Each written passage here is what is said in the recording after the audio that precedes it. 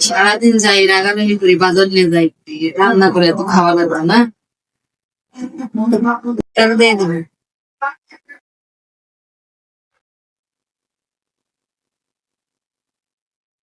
যাই হোক, আমার একটু একটু দয়া হয়েছে, রাগ কমছে এখন। পেঁয়াজ, এখানে আলু আছে, পেক্সিকাম আছে, গরুর গোস। ও আচ্ছা, অনেক সুন্দর একটা খাবার। যাই হোক, পাক করতেছে, দেখি কি পাক করে।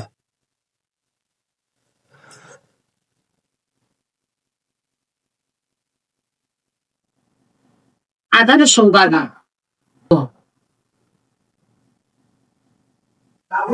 মরিচ আর হলুদের, জিরা, জিরার গুঁড়া,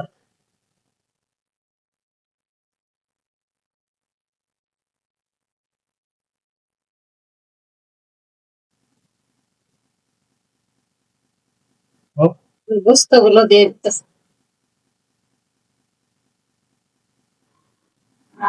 ছোট ছোট করে কাটা, মানে সবজি দিয়ে আনা হয়।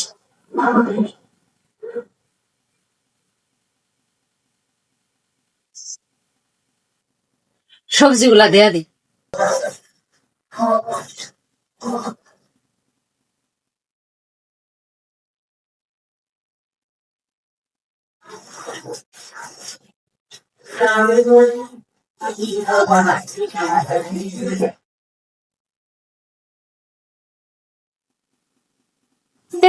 সবজি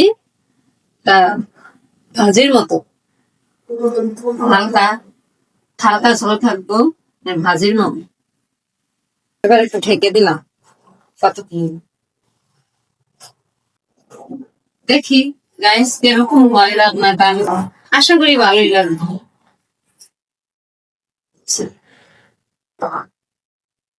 দেখি কিরকম হইলো। গরুর গোস্ত দিয়ে সবজি, কালার সুন্দর হয়েছে। এরকম না, একটু দেখেন কিরকম হয়েছে তা। আচ্ছা ঠিক আছে, দেখি।